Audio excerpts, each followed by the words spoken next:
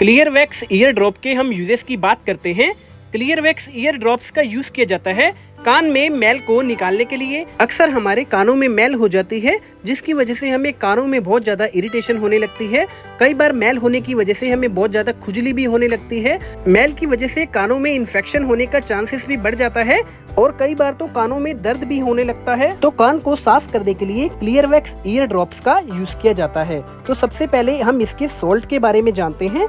इसका जो सोल्ट होता है वो है प्रेडोक्लोरबेंजीन 2%, बेंजोकेन 2.7%, क्लोरबुटोल 5%, टर्पेंटिन ऑयल 15%। इन सभी सोल्ट को मिलाकर इस क्लियर वैक्स ईयर ड्रॉप को बनाया गया है। एक बोतल में 10 ml ड्रॉप होती है और जो कंपनी बनाती है इस ड्रॉप को वो है सिप्ला। सिप्ला बहुत ही ज्यादा अच्छी कंपनी है।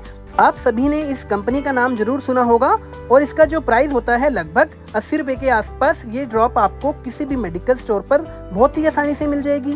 अगर नहीं मिलती है तो आप इस ड्रॉप को ऑनलाइन भी परचेज कर सकते हैं। क्लियर वैक्स ईयर ड्रॉप बहुत ही ज्यादा इफेक्टिव ड्रॉप है हमारे कानों की मैल को साफ करने के लिए। हमारे कानों में जो मैल होती है वो इजिली निकलती नहीं है। इस क्लियर वैक्स ड्रॉप को डालने की वजह से वह जो मैल होती है वो धीरे धीरे करके पतली हो जाती है और पतली होने की वजह से वह कान से धीरे धीरे अपने आप ही बाहर आने लगती है। या आप किसी ईयरबड्स की भी मदद से आप उस मैल को साफ कर सकते हैं। जानते हैं क्लियर वैक्स ड्रॉप को डालने की सही डोज क्या होती है। अगर 4 से 8 साल का बच्चा इस ड्रॉप को डालता है तो 2 ड्रॉप दिन में 3 बार के हिसाब से डालनी होती है। सुबह भी, दोपहर को भी और शाम को भी 2 ड्रॉप्स। अगर 8 साल से 16 साल का बच्चा कोई इस ड्रॉप को डालता है तो 3 ड्रॉप दिन में 3 बार के हिसाब से डालनी होती है। अगर 16 साल से कोई भी अडल्ट इस ड्रॉप को डालता है तो 4 ड्रॉप दिन में 3 बार के हिसाब से डालनी होती है, सुबह भी, दोपहर में भी और शाम को भी।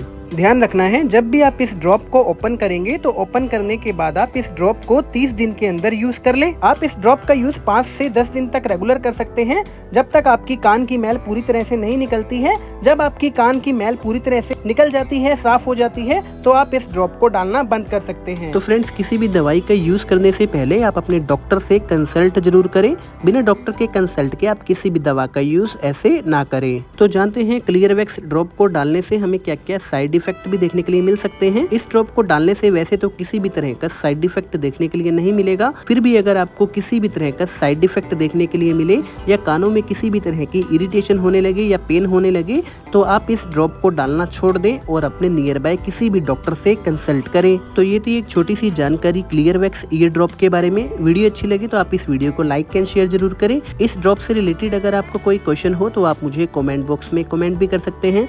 मैं आपके कमेंट्स का जरूर रिप्लाई करूंगा। तो दोस्तों, मिलते हैं किसी नई वीडियो में। जय हिंद, take care and good bye.